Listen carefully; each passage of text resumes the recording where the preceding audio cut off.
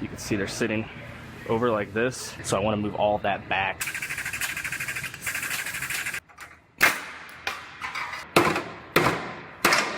I stay putting in that work. Everything I get, I murk. You can tell by the way I walk, I ain't just talking about it. I stay putting in that work. Everything I get, I murk. You can tell by the way I walk, I ain't just talking about it. I stay putting in that work. It is Frame Rail Friday. I have a 2018 Toyota Highlander here. This one got smoked in this side and pushed both frame rails over. I don't know if you could tell, but you can see they're sitting over like this. This one I'm gonna straighten. I'll be able to put in clamps, do some measurements, and I'll be able to pull this one back square. But this side actually buckled. You can see right here where it buckled the frame rail. There's no way to properly fix that. So it has to get a new frame rail. And this is how the new frame rail comes. Just like so. Then it also gets a new radiator support. Just like that. As well as some other smaller parts, like this side plate right here. And then it also gets this end cap on this side replaced. I am first going to go ahead and I'm going to put it in clamps, get it clamped down, tied down to the frame bench, and then I'll do some measurements, see where everything's at.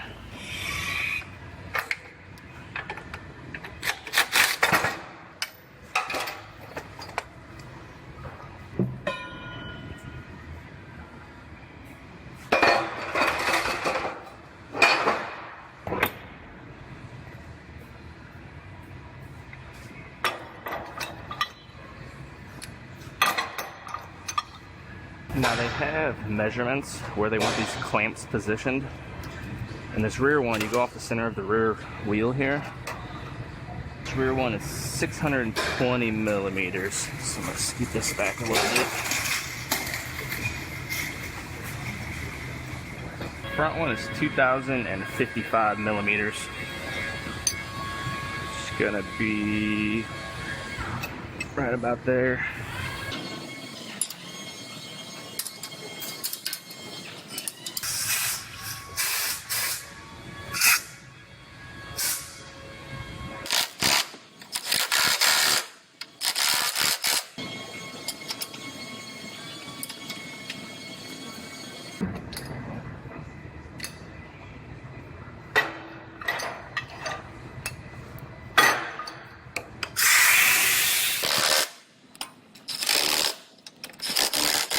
Alright, time to set up the measuring system. This is our measuring turtle, which slides around on this track underneath here. Now I have to pick 5 points in the center section of the vehicle, and I go to those and that will match the measuring system to the vehicle.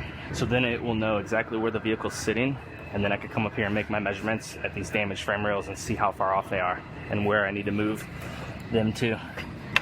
So you probably won't be able to see it, but my first point is going to be right here.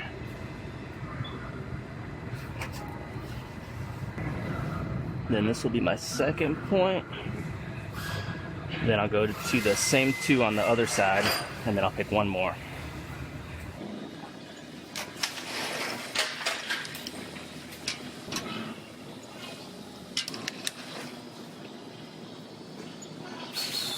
Now I will come up here to the front and I'll be able to see how far off everything is.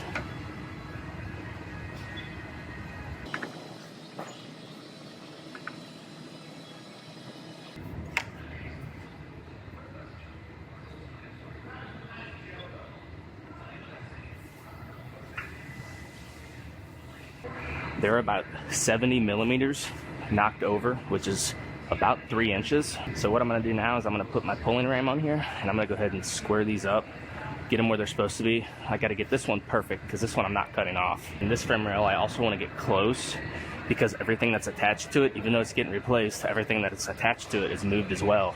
So I want to move all that back because all this apron and everything, if I just cut it off, all that will still be pulled over as well, and then I'll have a problem with fitting everything together. So I want to pull and square everything up first. So I'm going to go ahead, I'm going to bolt this bumper bar, the old one, back on here. That way it ties both frame rails together, so when I pull, it'll move them together. And I should be able to get it close that way. I might have to tweak them individually, but I'll get it close just this way, pulling it all together.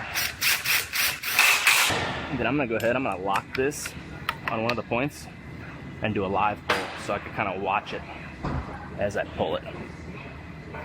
Then I'm gonna put this at a down angle at the same time, because this one needs to come down while it comes over.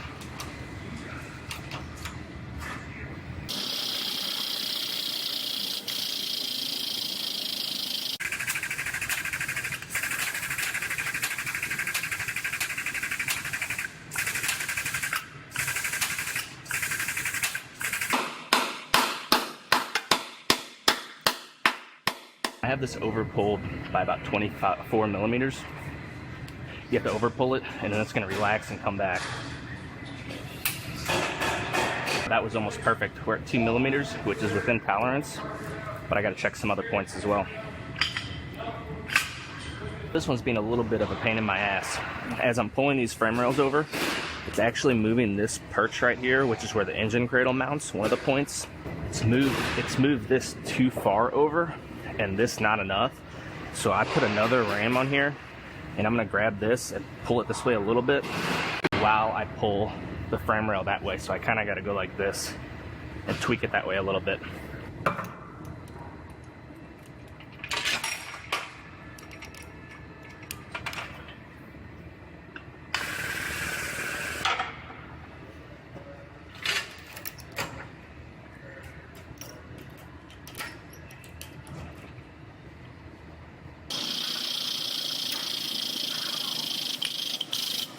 Getting it close, I'm gonna go ahead and cut this lower tie bar in half just to separate the two rails from each other now, because I think that one's kind of fighting me. So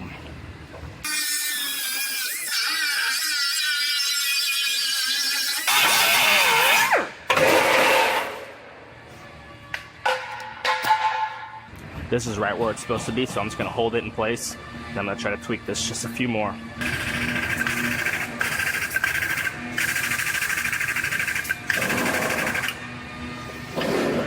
See what that did. I have this frame rail right about where it's supposed to be. Double check my measurements. Now this side's good. I'm gonna go ahead and this needs to move over another 22 millimeters still. However, I gotta stop this from moving, same type of thing. This side doesn't have to be perfect. I just wanna get it close. So I'm gonna do the similar type of thing. I'm gonna grab this and then pull the frame rail right there.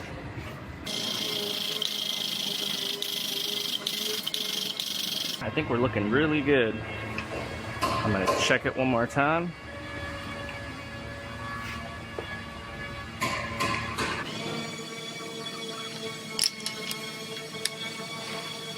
Now this one's measuring out perfectly. Everything's within 3 millimeters, which is the tolerance you have to work with. Now, technically, if somebody wanted to, they could put this car together and everything would fit correctly since everything's squared up. But with this buckle in the frame rail, a lot of people, unfortunately, there's a lot of shops that would do that and leave this because you won't see it.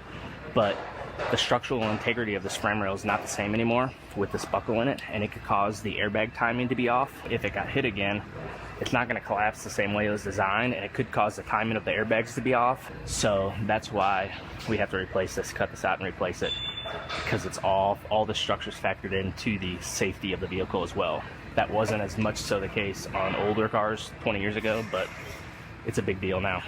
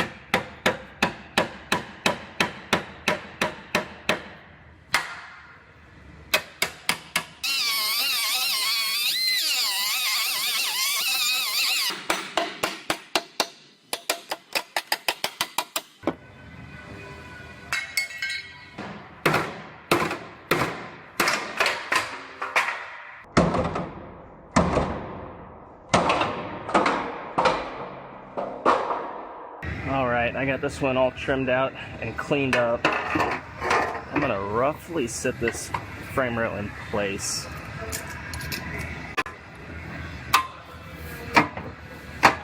Get a couple more clamps.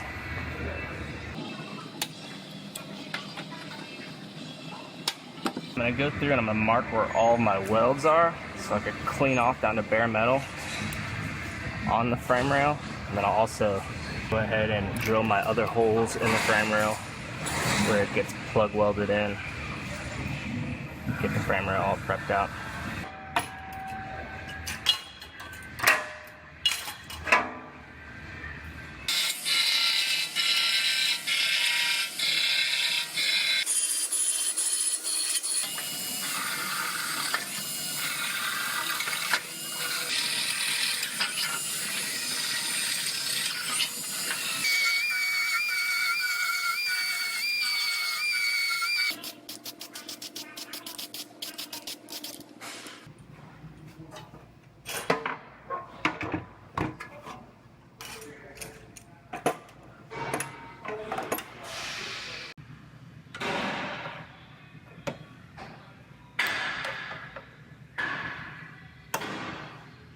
I got this frame rail sitting up in here, and I'm gonna go ahead and I'm gonna start measuring it. I wanna measure everything out and make sure this frame rail is sitting exactly where it's supposed to still. I have a new end cap on this one, and then I wanna make sure this one's sitting exactly where it's supposed to, and I can shift it around if I need to. And once I get it all measured out and make sure everything's exactly where it needs to be, I will go ahead and start welding this frame rail on in. So, to go ahead and match the measuring system to the vehicle so it knows exactly where the vehicle's sitting. So I have to go to 5 points in the center of the vehicle, and that will match the measuring system to the car. Then it will know exactly where the car is sitting, and I can check my points up front.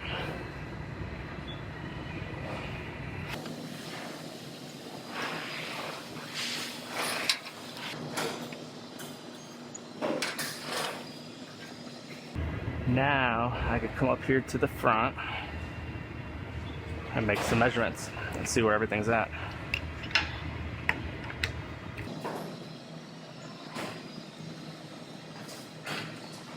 So I got this one fitting exactly like it's supposed to. It's measuring out perfectly. I went ahead and I put this on here to lock this in place so it doesn't move at all. It's locked down to the frame rail. So I'm gonna go ahead and I'm gonna start welding this guy on in.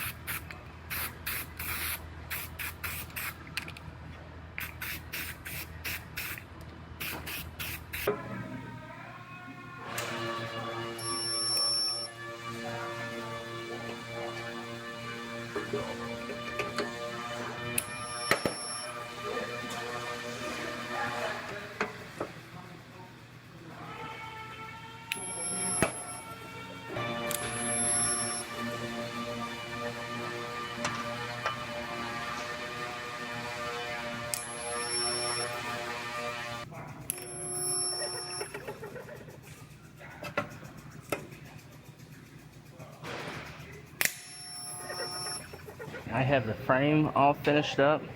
I'm gonna get onto the radiator support. I'm gonna get this prepped out for all my welds and get it fit up.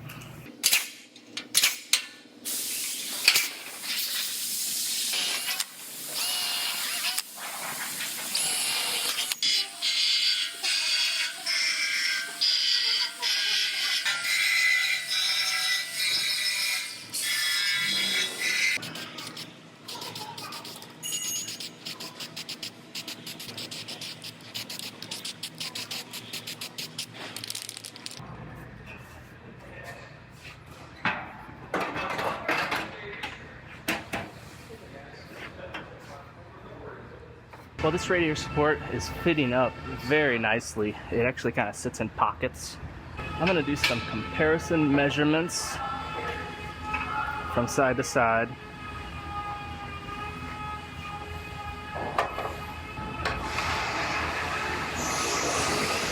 And it X's out perfect, so that means it's square. Now I'm going to do some length measurements.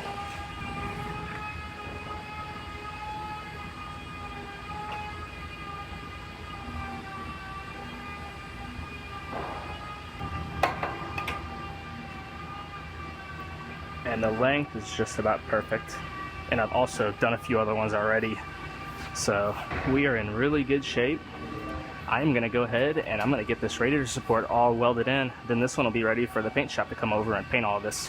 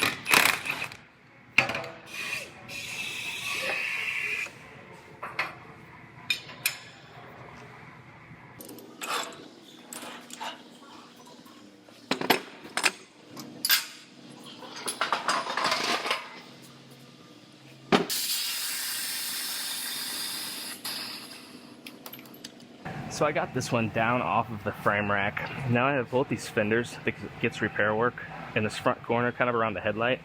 So I want to fit everything up. I want to know that these front corners are correct where they meet up to the headlight. So I'm going to fit all the parts up and straighten these out.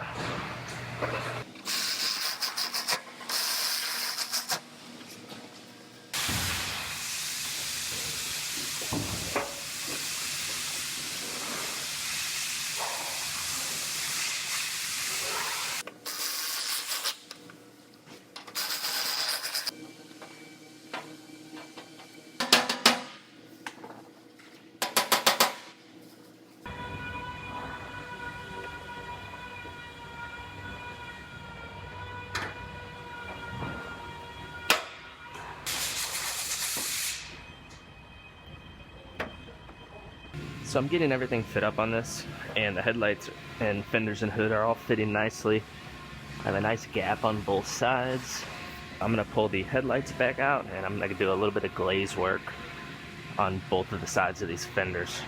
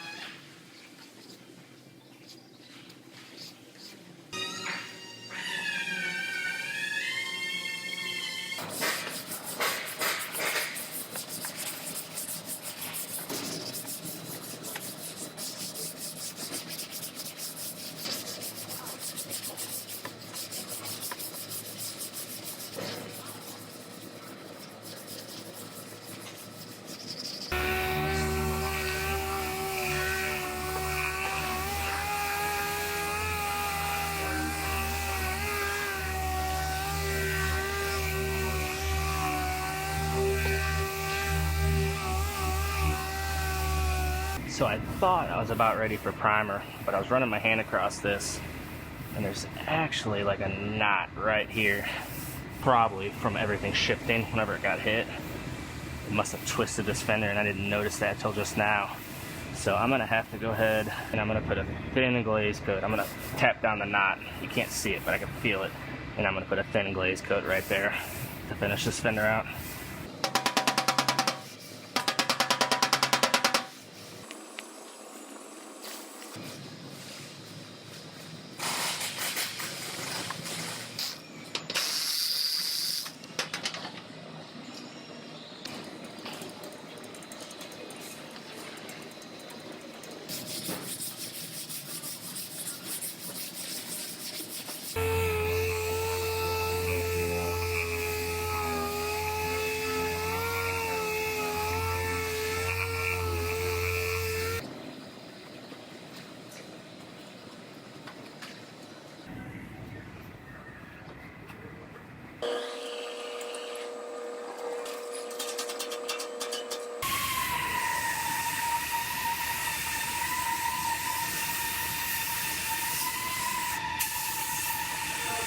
This is 3M cavity wax, and I'm going to spray this. It sprays in a 360-degree pattern, and I'm going to put it inside this frame rail, and I'll coat all of the inside of this, and it'll protect any bare metal or all the seams inside of there, keep it from rusting out.